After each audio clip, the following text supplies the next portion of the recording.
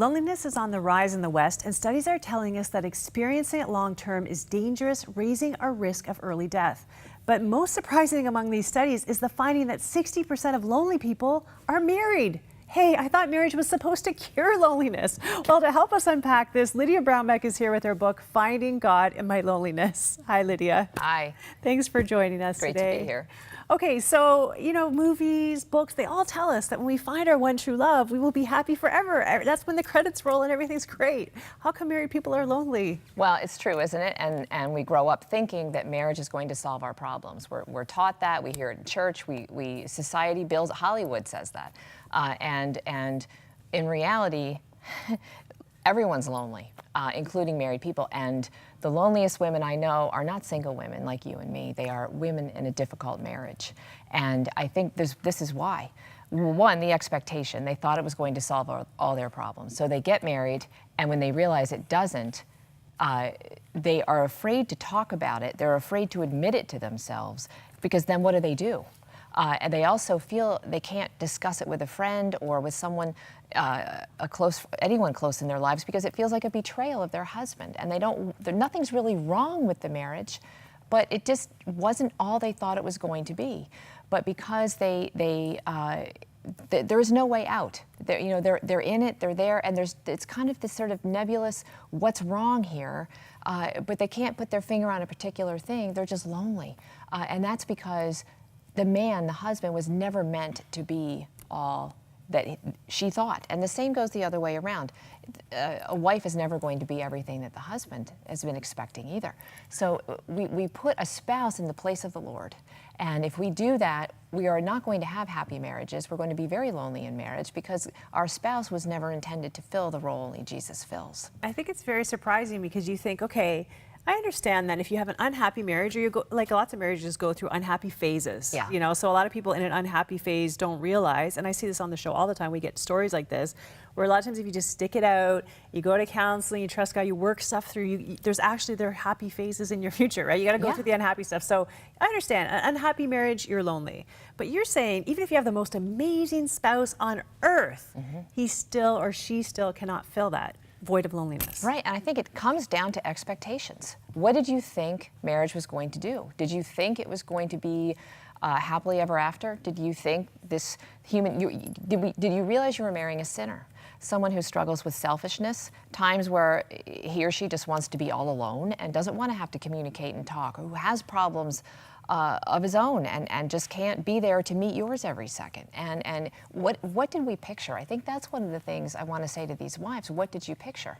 I don't know about you, but every married woman I know has one or more struggles and concrete, specific difficulties in her marriage that could very likely be there for all time until somebody dies. And I think what they've learned to do is to change their expectation. That is how they get through it. Because if they keep trying to say, well, marriage is meant to solve this loneliness thing, it's meant to be happily ever after in this life, if they're looking to that, they're never, ever going to have the marriage they're hoping for, and they're going to either be miserable in it or look for a different spouse. And instead of saying, okay, well, this is the reality of marriage is it's not meant to take the place of God in my life. This is who I married, and what do we do with that, given that I married a sinner, we're together for life? How do we navigate that? And that's where it's found. It's not looking to our spouse to be something he or she was never meant to be. That's so good. And then, you take that and bring it over and you say, okay, if you believe the lie that when I get married, I'm going to be happy, that is the key and the route to happiness, then if you don't get married, or your marriage fails, or your spouse dies and you're alone, right? Now you're going to believe the opposite lie, which is that now I'm lonely because I can't have that thing. I don't have someone in my life. Now, is that true? Well, I mean, you heard people say, I know I have, that if I just get my spiritual act together, then I'll get a spouse. Or, they believe marriage will solve my problems. Marriage will make me happy. And they say that if you're not happy single, you're not going to be happy married. And that's really true.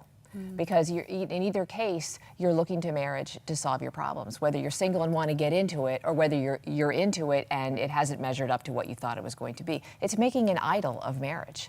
And it's designed, and people will quote Genesis and say, God said that it's not good for man to be alone, but they don't realize that what God was doing there was primarily creating this longing for him, that marriage in this life is meant to be a picture of that.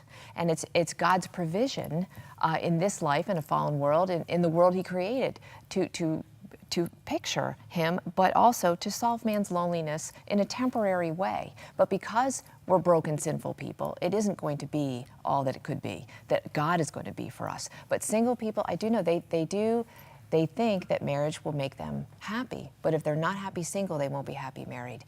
And so I think the best thing they can do in that case is to see the reality, to recognize that. And I say that to young women who, when I start talking about singleness, and they see I'm a middle-aged single woman, and they often cross their arms and they lean back and they don't want to listen. Because it might be catchy. Yes, they're afraid that they're going to catch what I have. And I want to say to them, you know, very likely you won't, because most people, it is God's design for most people to be married. But what if you're not one of those people? Are you going to spend your whole life doing nothing but trying to solve your singleness? And I think that's, happiness is found, true joy is found in not seeing it as a problem to solve, but as something to be used for good, something to find the joy God has. It's a privilege to be set apart just for the Lord. We have freedoms and joys and delights that married people never get to know. And so single or married, happiness is available if God is our primary everything. You got to find joy in the season that God has you, in the season that you're in. Thank you so much, Lydia. We could talk forever on this topic. Yes, like we just scratched definitely the surface. Maybe we're going to have to get your book. Such a good book, Finding God in My Loneliness. Thanks so much. Thank you for having me. Loved having you. If you are single or you are married and you're experiencing loneliness, the first thing I hope you got out of this is that you're normal. It happens. We all experience loneliness, and another person will never overcome it. But whatever you're going through, one of the great things about it is that it can push you into the arms of God. And if you let it, you can experience a joy and an intimacy that you would never have found any other way. I want to challenge you today to not run to other things, to not blame your spouse, to not blame your singleness, but find the one who can truly bring joy and peace to your heart. I've experienced it. I know it's real and I know it's there, and you can have it today. If you want someone to pray with you about this and just kind of break through the things that are holding you back from all that you could have in this life and relationship with God, give our prayer lines a call. Some of the nicest people you ever meet are on the other end. The number's 1-866-273-4444.